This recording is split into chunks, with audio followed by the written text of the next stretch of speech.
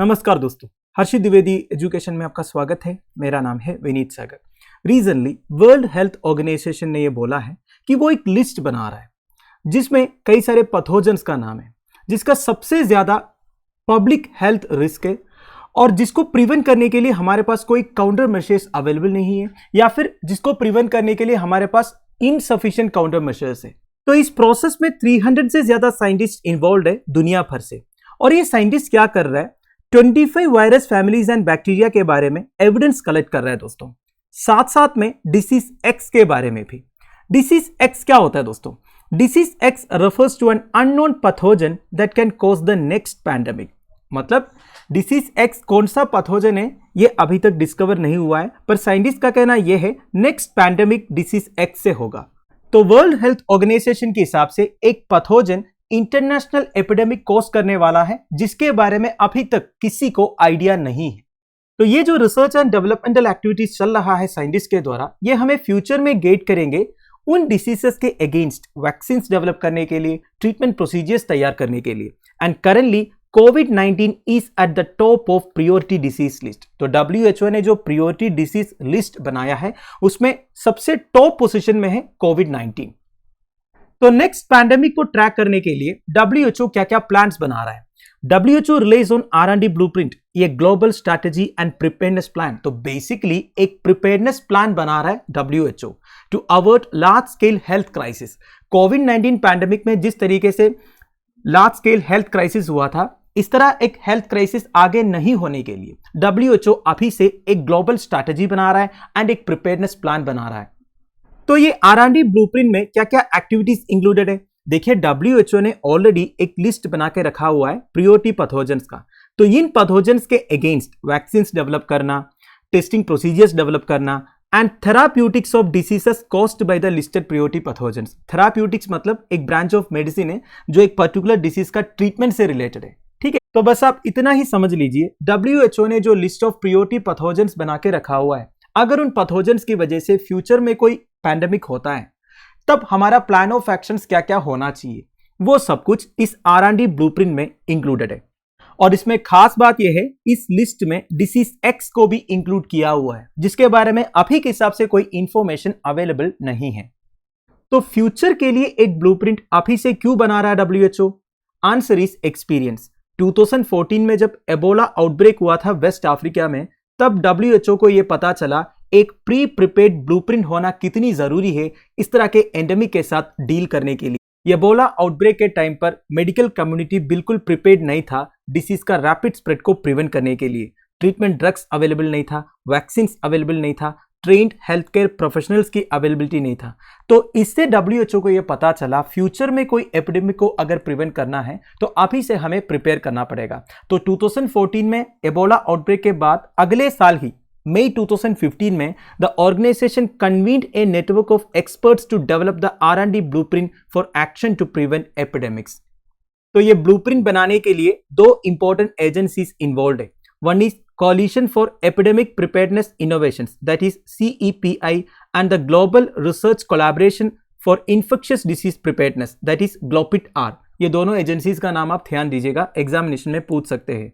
तो कौन कौन से डिसीजेस है current list of priority diseases में, ये एक बार चेक करते हैं। ये 2018 में WHO ने अपडेट किया था, अगला अपडेट 2023 का फर्स्ट क्वार्टर में आएगा। ठीक है, तो सबसे पहला है कोविड-19। अब कोविड-19 के बारे में ज्यादा बताने की जरूरत तो नहीं है।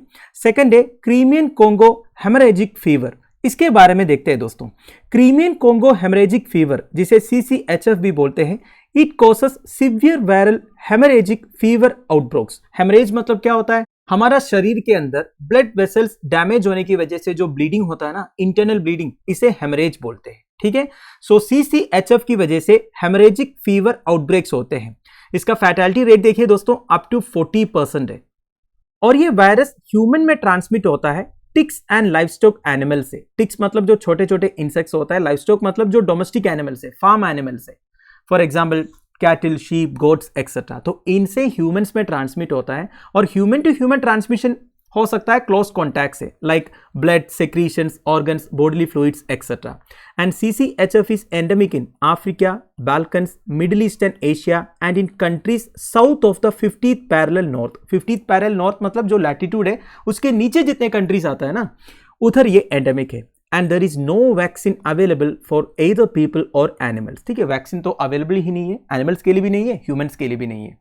अगला है Ebola virus disease and Marburg virus disease. Ebola virus disease होता है एबोला वायरस के कारण. ठीक है, मार्बर्ग वायरस डिसीज क्या होता है? मार्बर्ग भी एक हेमरेजिक फीवर है दोस्तों. इसे भी इंटरनल ब्लीडिंग होता है, हाईली फैटल डिसीज है, caused by a virus from the same family as one that causes Ebola hemorrhagic fever. तो जिस वायरस की वजह से एबोला हेमरेजिक फीवर होता है उसी वायरस से मार्बर्ग हेमरेजिक फीवर भी होता है. दोनों डिसीज काफी रेयर है but can cause dramatic outbreaks with high fatality. देखिए रेयर डिसीज है पर एक बार आउटब्रेक होता है ना, बहुत रैपिडली स्प्रेड होता है, जैसे कि 2014 में अफ्रीका में हुआ था. And there is currently no specific treatment और वैक्सीन. अगला है Lassa fever. Lassa fever causing virus is found in west Africa. यह पहली बार डिस्कवर हुआ था 1969 में इन लासा, नाइजीरिया. देखिए वायरस का जो कॉमन नेम रहता है ना, ये प्लेस ऑफ ओरिजिन से एसोसिएटेड रहता है. जैसे कि मैंने आपको इधर मार्बर्ग हेमरेजिक फीवर के बारे में बताया या फिर मार्बर्ग वायरस डिसीज के बारे में बताया. मार्बर्ग जर्मनी में एक टाउन है जहां पे इस वायरस का फर्स्ट डिस्कवरी हुआ था, इसलिए मार्बर्ग वायरस नाम है. जैसे कि लासा वायरस जो है 1969 में लासा, नाइजीरिया में डिस्कवर हुआ था, इसलिए इस वायरस का नाम लासा वायरस है. And it is spread by rats. एक स्पेशल टाइप ऑफ रैट्स है दोस्तों, mastomys rats. It has the potential to spread the deadly Lassa virus. तो ये रैट का नाम ध्यान दीजिएगा, मैटोमेस रैट्स. और ये कौन कौन से कंट्रीज के लिए एंडेमिक है? West African countries including Sierra Leone, Liberia, Guinea, Nigeria etcetera. अब देखिए इस पर्टिकुलर वायरस का डेथ रेट काफी कम है दोस्तों, केवल 1% है. तो फैटेलिटी रेट 1% है, but the death rate is higher for certain type of individuals, जैसे कि pregnant women in their third trimester. तो प्रेग्नेंट वीमेन के लिए ये काफी डेंजरस हो सकता है. European Centre for Disease Prevention and Control के हिसाब से about 80% of the cases are asymptomatic and therefore remain undiagnosed. कोई सिम्टम्स नहीं दिखाते, इसलिए पता नहीं चलता है कि ये वायरस इन्फेक्ट हुआ है या नहीं. अगला है Middle East respiratory syndrome corona virus, MERS CoV and severe acute respiratory syndrome SARS. 2012 में जद्दा, सऊदी अरेबिया में पहली बार मर्स-कोव का आउटब्रेक हुआ था. ध्यान दीजिएगा, it belongs to the family of corona virus. And severe acute respiratory syndrome SARS, ये सबसे पहली बार रिपोर्ट हुआ था चाइना में 2002 में. दोनों एक रेस्पिरेटरी सिंड्रोम है. ठीक है, अगला Nipah and henipa viral diseases.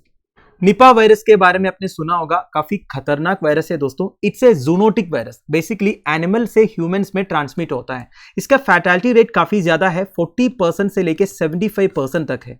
करीब 3 साल पहले केरला का कैलिकट डिस्ट्रिक्ट में निपा वायरस आउटब्रेक हुआ था, काफी सारे डेथ भी रिपोर्ट हुआ था. निपा वायरस को कैरी करते हैं फ्रूट बैट्स या फिर फ्लाइंग फॉक्सेस भी बोलते हैं उन्हें. निपा वायरस से एंसिफेलिटीज होता है. एंसिफेलिटीज मतलब ब्रेन स्वेलिंग. फिर henipa viral diseases. Henipa viral diseases henipa virus की वजह से होता है. ये भी एक जूनोटिक वायरस है, बेसिकली एनिमल से ह्यूमंस में ट्रांसमिट होता है. इसका भी फैटेलिटी रेट काफी ज्यादा है दोस्तों.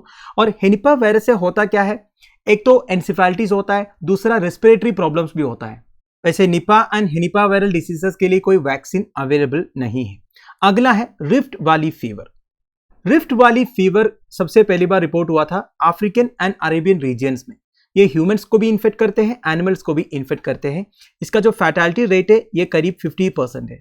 But fortunately rift valley fever के लिए वैक्सीन अवेलेबल है. इस वायरस को मॉस्किटोज भी कैरी करते हैं. पहली बार रिपोर्ट हुआ था रिफ्ट वैली इन केनिया में, इसलिए रिफ्ट वैली फीवर इसका नाम है. अगला है जिका वायरस डिसीज.